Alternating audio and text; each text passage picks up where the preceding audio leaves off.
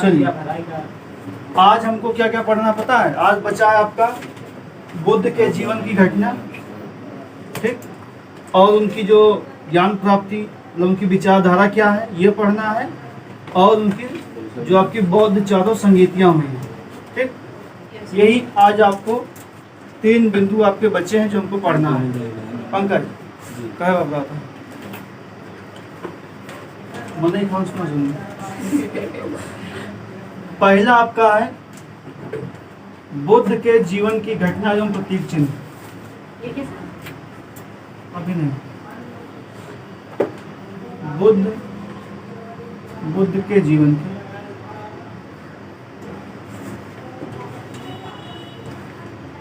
की घटना एवं प्रतीक चिन्ह।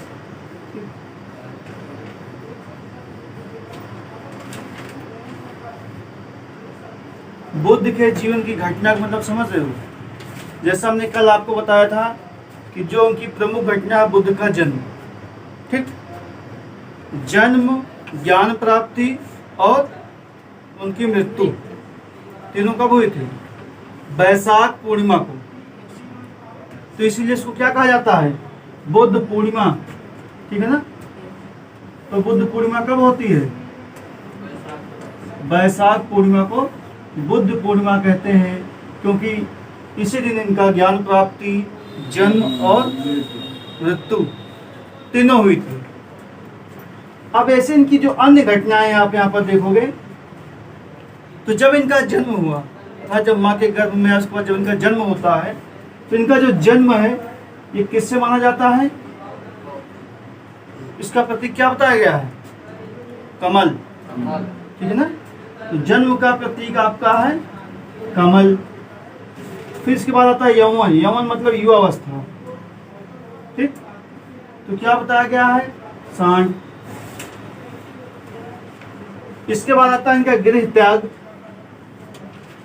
तो गृह त्याग में आप देखोगे ये आपका है घोड़ा, क्योंकि घोड़ा से ही त्यागे थे बैठ कर ना, रथ पर बैठ के गए ना, तो घोड़ा आपका।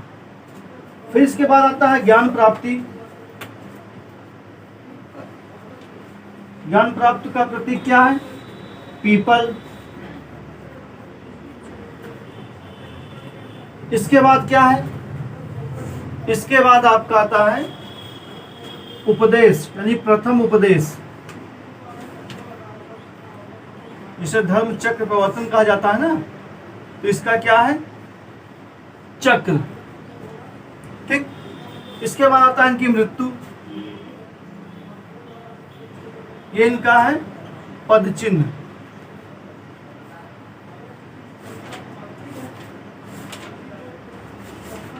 पद चिन्ह नहीं होगा, ये पद चिन्ह नहीं है भाई।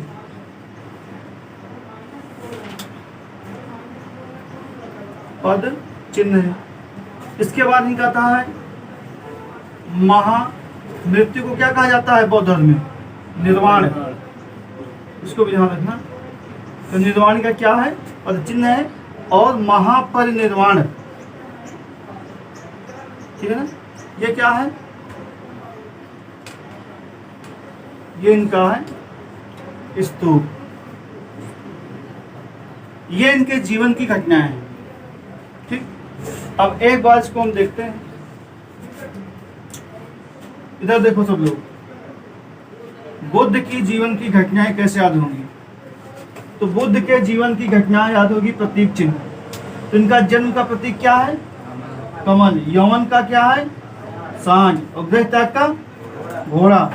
ज्ञान प्राप्ति का पीपल। प्रथम उपदेश चक्र। निर्वाण पद चिन्ह। महापरिनिर्वाण स्तूप। ये इनके बुद्ध के जीवन के घटनाओं के प्रतीक चिन्ह। बात समझ गए? अब इसके बाद हमारा आता है कि इनका जो विश्वास होता है बौद्ध लोगों का, तो किसमें लोग विश्वास करते? लिख लो इसको।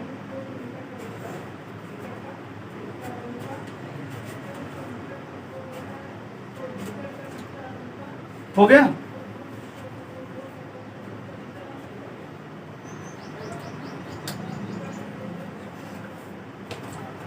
चलिए अब इसके बाद हम लोग देखते हैं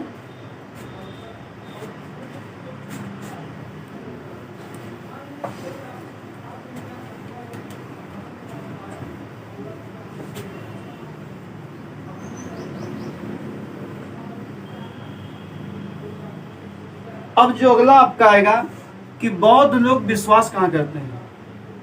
बात समझ रहे हो, जो बौद्ध होते हैं इनका जो विश्वास होता है यानी आप ऐसे लिख सकते हैं कि बौद्धों का विश्वास किसमें है,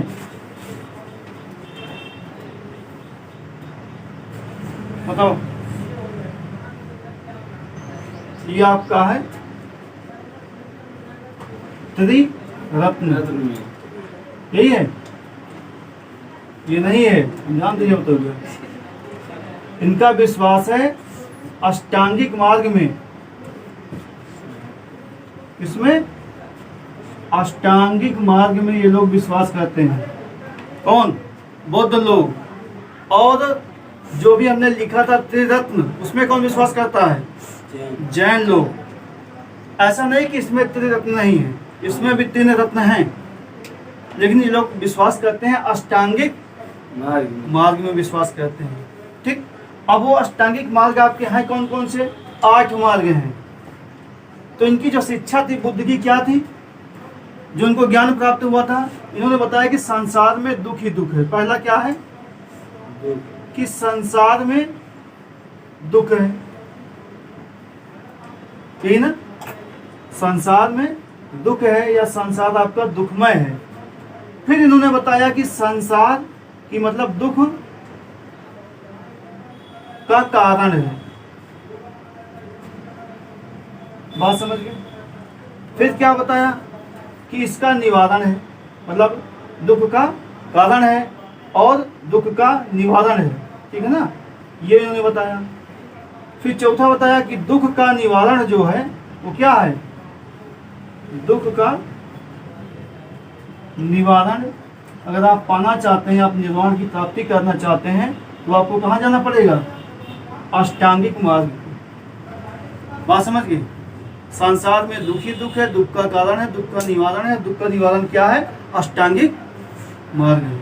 ठीक, यानी यहाँ पे इन्होंने बताया। ठीक, अब ये जो इन्होंने बताया कारण क्या है, तो इन्होंने बताया कारण ये है जो आपका अविद्या या अज्ञानता। तो दुख का कारण क्या बताया इन्होंने? अविद्या या अज्ञानता। बात समझ रहे? तो दुख का कारण से पूछा जाए कि बौद्ध धर्म में महात्मा बुद्ध ने दुख का कारण क्या बताया? तो अविद्या या अज्ञानता को बताया है। बात समझ गए? चलिए अब ये अष्टांगिक मार्ग कौन कौन से, इसको हम लोग देखते हैं। तो इसको पता है कौन सा है? बताओ। चलिए हो गया ना। अब इसको हम लोग देखेंगे कि जो अष्टांगिक मार्ग आपके हैं वो 8 हैं।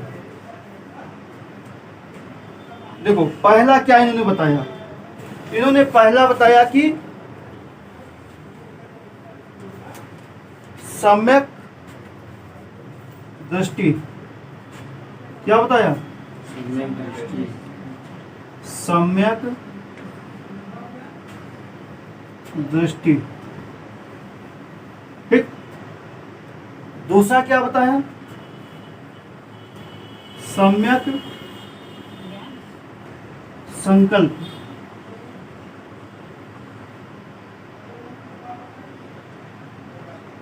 संकल्प।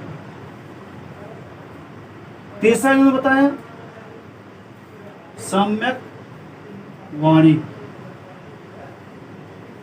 फिर क्या बताया? सम्यक कर्मात्। फिर सम्यक आजीव। इसके बाद सम्यक व्यायाम। सम्यक स्मृति। सम्यक समाधि। कट हुआ?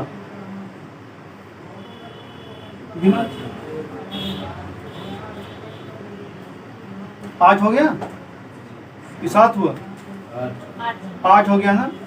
तो सम्यक, देखो एक बात देखो, लिखो बाद में, समझो पहले।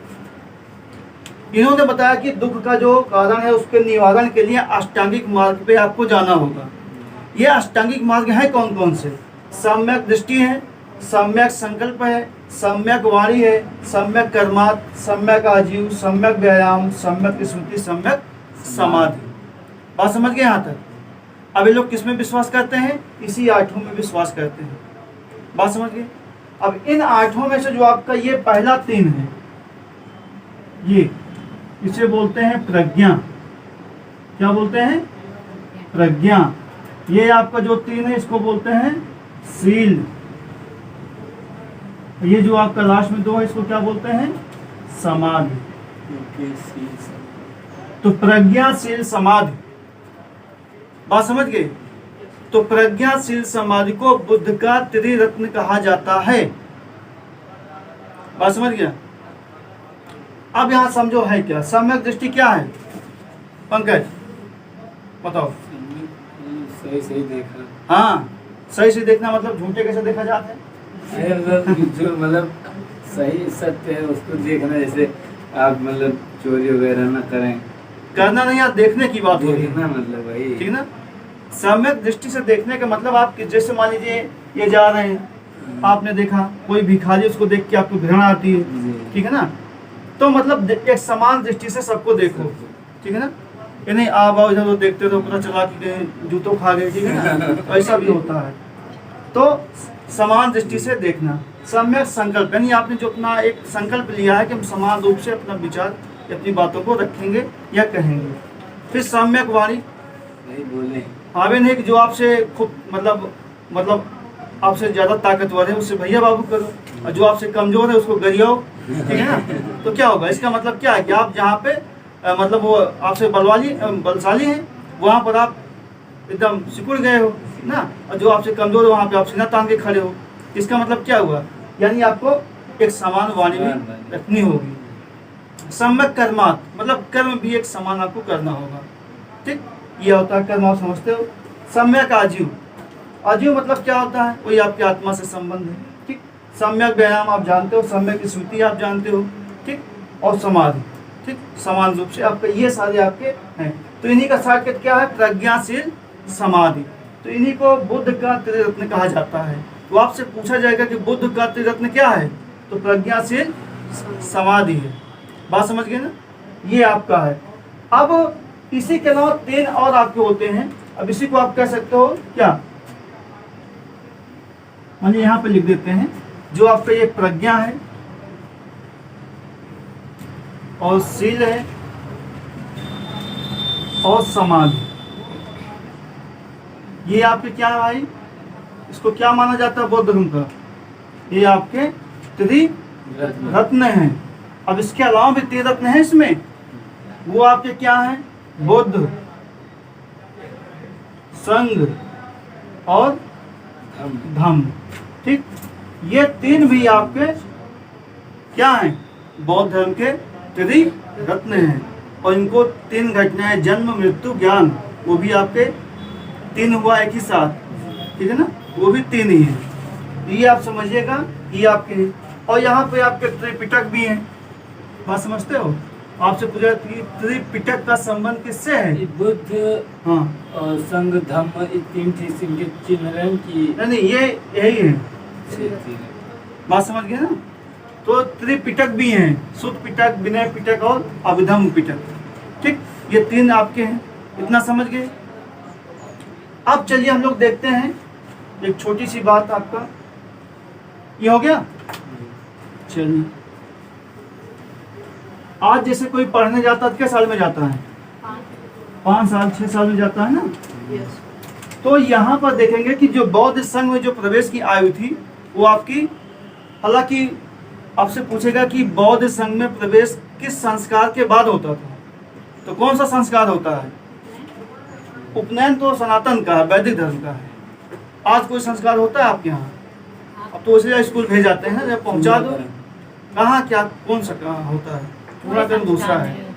अब कोई संस्कार नहीं होता है, बस जब 1-2 साल के हुआ पहुंचा है स्कूल, अपना ही पढ़ा है, एडमिशन होता है, वही संस्कार है, समझ लो पैसा दे दो, ठीक है ना। तो उस समय क्या होता था आपका, यहाँ बौद्ध धर्म में प्रवेश के लिए प्रवज्जा संस्कार होता था, ठीक है ना। ये आपका कितनी आयु में होता था, 15 वर्ष की आयु में। बात समझ गए।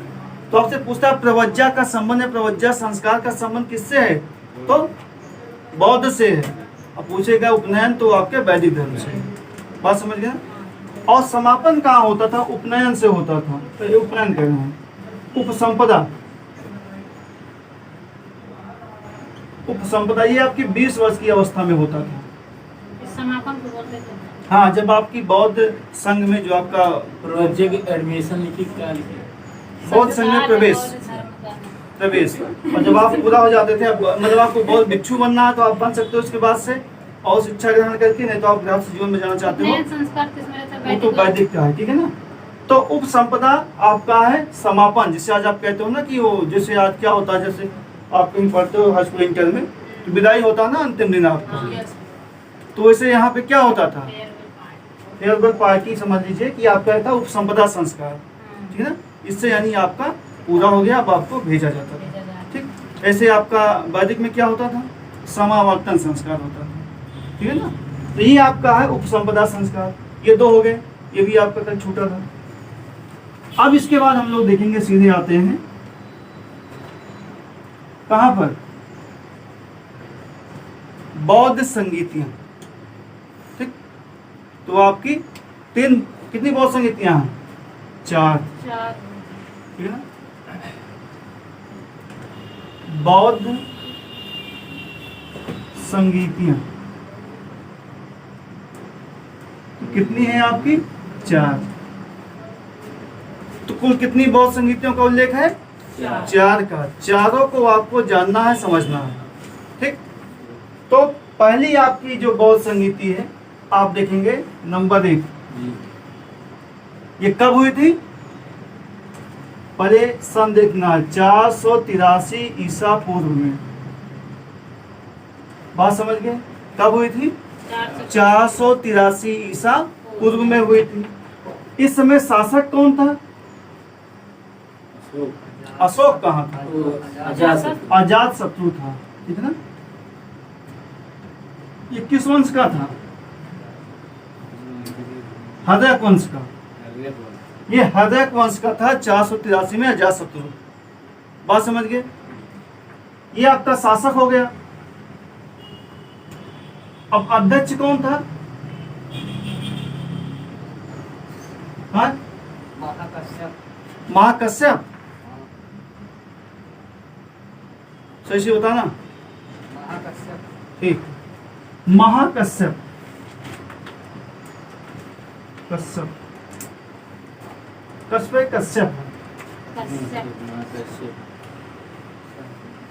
कश्यप है भाई ना, कश्यप जो लिखते हैं वो नहीं, वो कश्यप वाला नहीं है, नहीं सर, ये वाला नहीं है, या और पार, वो आधा सा या पा वो वाला कश्यप ये वाला है ना, हाँ, हाँ ये ठीक है। तो महाकश्यप, ठीक है ना। ये कौन थे आपके अध्यक्ष, सर वो साथ सलजम वाला, और लिखे वो वाला लिखते हैं। तालब वाला ना, ठीक, एक मिनट, ये आपका, ठीक। तो महाकश्यप इसके कौन थे, अध्यक्ष थे। बात समझ गए। हुई कब थी, 483 ईसा पूर्व में। शासक कौन था, अध्यक्ष कौन था, महाकश्यप था। अब इसमें जो अगला पूछा जाए, इसमें हुआ क्या था, ठीक। तो इसमें 2 काम हुए थे। हाँ, ये हुई कहाँ थी, ये पूछा जाता है। वो स्थान क्या था इसका, कहाँ हुआ था, राजगिरी में, राजगिरी के सप्तपाणी गुफा, ठीक है ना। तो राजगिरी काफी आपके लिए, राजगिरी में हुआ था। अब इसमें काम क्या क्या हुआ था, इसमें काम आपका हुआ था कि आपके सुत्त पिटक एवं विनय पिटक का संकलन हुआ था। बात समझ रहे हैं। तो कार्य क्या लिखेंगे आप कि भाई इसमें कार्य क्या था, तो सुत्त पिटक और विनय पिटक, इन दो का क्या हुआ था? संकलन हुआ था। अब सुत्त पिटक क्या है? जो बुद्ध के उपदेश हैं। क्या है? बुद्ध के उपदेश। तो आपसे पूछा है सुत्त पिटक में क्या है? तो बुद्ध के उपदेशों का संकलन है। ठीक। और विनय पिटक में क्या है? जो आपके संघ के नियम, संघ के नियम आपके हैं। बात समझ गए? तो ये इतना काम हुआ था आपका पहली बौद्ध संगीति में। बात समझ गए? लिख लिए? ओके ना? चलिए एक बार इसको दोहरा लो, इसे आपको याद हो जाएगा। प्रथम बौद्ध संगीति हुई कब थी? 483 ईसा पूर्व में। शासक कौन था उस समय? अध्यक्ष कौन था? महाकश्यप। स्थान कौन सा था? राजगृह। कार्य क्या हुआ था? सुत्त पिटक एवं विनय पिटक का संकलन हुआ था। ठीक। सुत्त पिटक में क्या है? बुद्ध के उपदेश है। विनय पिटक में क्या है? संघ के नियम है। बात समझ गए? अब आते हैं हम लोग दूसरी बौद्ध संगीति पर।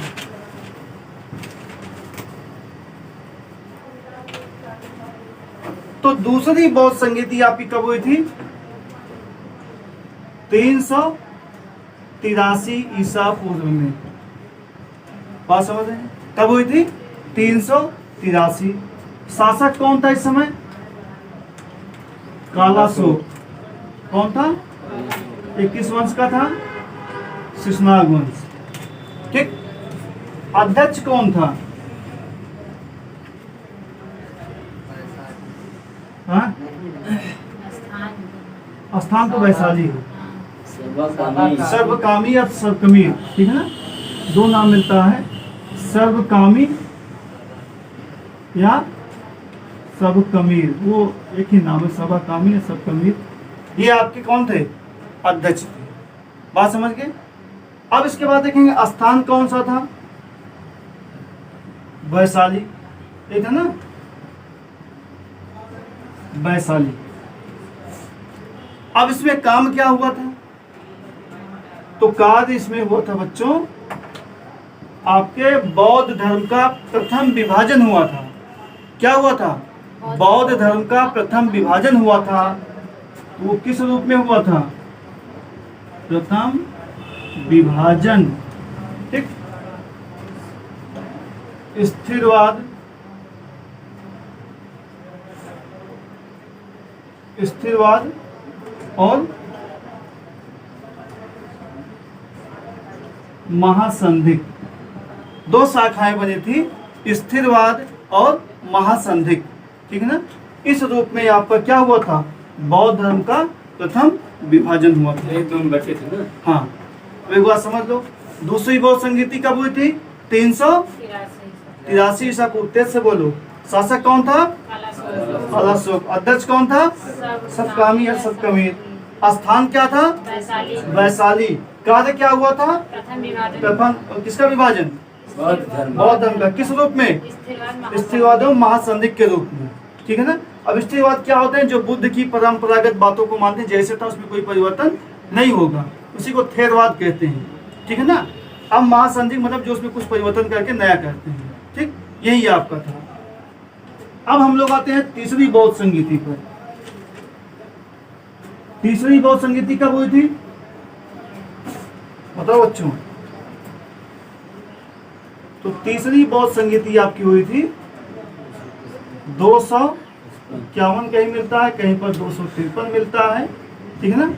ईसा पूर्व की ईस्वी है। ईसा पूर्व। बोलो जल्दी। ईसा पूर्व। अभी घट पे करे ना एक तक का। तो ये माना जाता है, इसकी डेट थोड़ा क्लियर कम है। ठीक है ना? शासक कौन था इस समय? अशोक। अशोक। ठीक है ना? अशोक शासक था। अध्यक्ष मोगलीपुत्र,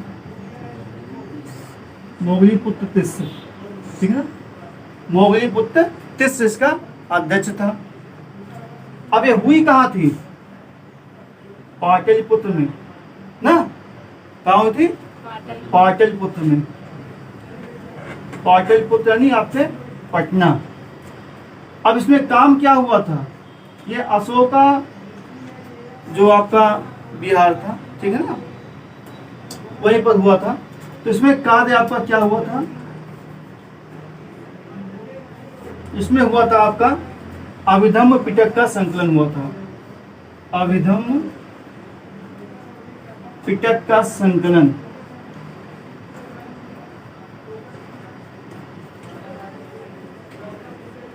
अभिधम्म पिटक का संकलन हुआ था, ठीक। अभिधम्म पिटक में क्या है? दो में आप जान गए ना, सूत्र में क्या है, विनय में क्या है। इसमें आपके बुद्ध के उपदेशों का दार्शनिक स्वरूप है। बात समझ रहे हैं? अभिधम्म पिटक में बुद्ध के उपदेशों का दार्शनिक स्वरूप है। बात समझ गए? ये आपका है अभिधम्म पिटक। तो उसको एक बार देख लेते हैं हम लोग, याद हो जाएगा। तो तीसरी बौद्ध संगीति कब हुई थी? 251 या 53 ईसा पूर्व इसका मिलता है, ठीक है ना। और किसके शासनकाल में हुई थी? अशोक के। अध्यक्ष कौन था? मोगलीपुत्र तिस्स, ठीक। कहाँ पे हुई थी? पाटलिपुत्र में। कार्य क्या था? अभिधम्म पिटक का संकलन हुआ था। बात समझ गए? ये आपका है। अब आते हम लोग चौथी बौद्ध संगीति। तो चौथी बौद्ध संगीति आपकी कब हुई थी? ये प्रथम सदी में हुई थी। कब हुई थी? प्रथम, बात समझ रहे हैं? प्रथम सदी में आपकी हुई थी, ठीक। तो प्रथम सदी यानी ईसा की प्रथम सदी में, ठीक। अब इस किसके शासनकाल में हुई थी? ठीक है, कनिष्क की। शासक कौन था? कनिष्क था। अध्यक्ष कौन था?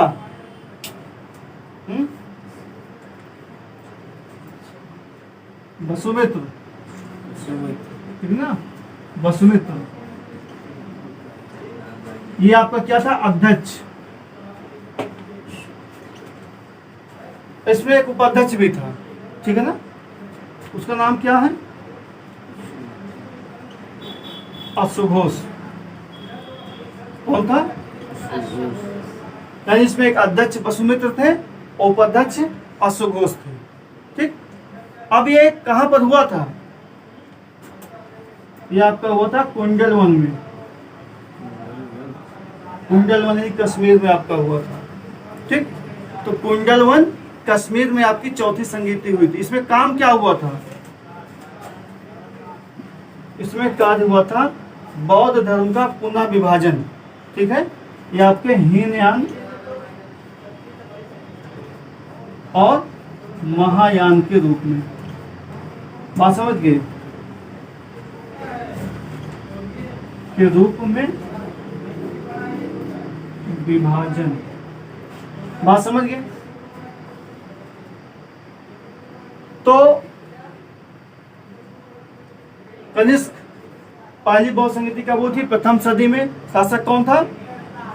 कनिष्क। अध्यक्ष वसुमित्र, उपाध्यक्ष अश्वघोष। कहाँ हुई थी? काम क्या हुआ था? हीनयान और महायान के रूप में बौद्ध धर्म का विभाजन हुआ था, ठीक। इतना समझ गए? ये आपके लिए बौद्ध संगीत है। तो हीनयान महायान में का कैसे करना? हीनयान है जो बुद्ध के विचारों की पूजा करते हैं, महायान है जो बुद्ध की मूर्ति बना करके उनकी पूजा करते हैं। कनिष्क ने ही पहली बार महायान शाखा में बुद्ध की मूर्ति बना करके पूजा आरंभ की थी, ठीक है ना। ये थोड़ा जाने रहिएगा। अब बचा है आपका बुद्ध या बौद्ध धर्म के प्रमुख शिक्षा केंद्र। चलिए हम लोग आगे देखते हैं। बौद्ध हेडिंग आप लोग बना लो, बौद्ध धर्म के प्रमुख शिक्षा केंद्र।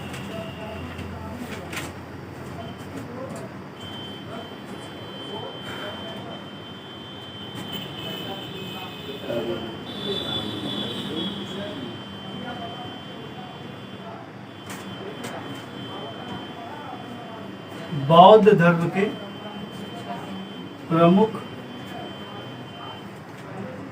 शिक्षा केंद्र।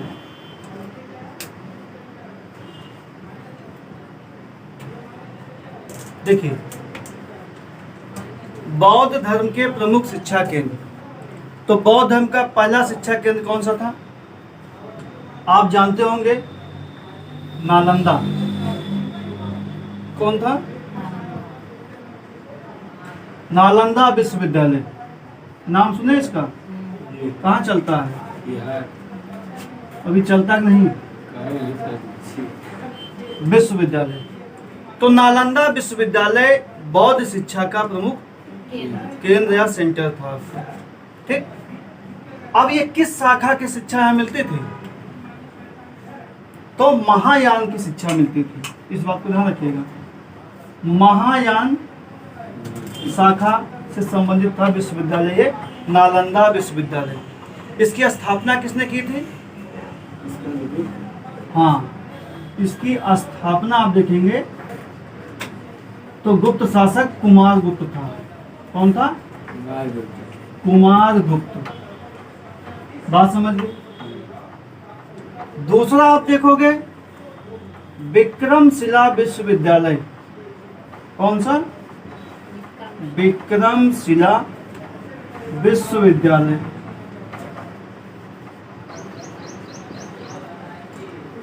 यह किसका सेंटर था? यह हीनयान का सेंटर था। बात समझ गए? हीनयान का था। इसका संस्थापक कौन था? धर्मपाल। धर्मपाल। पाल वंश का शासक था धर्मपाल। सही है ना? ये आपका हो गया। तीसरा भैया आपका था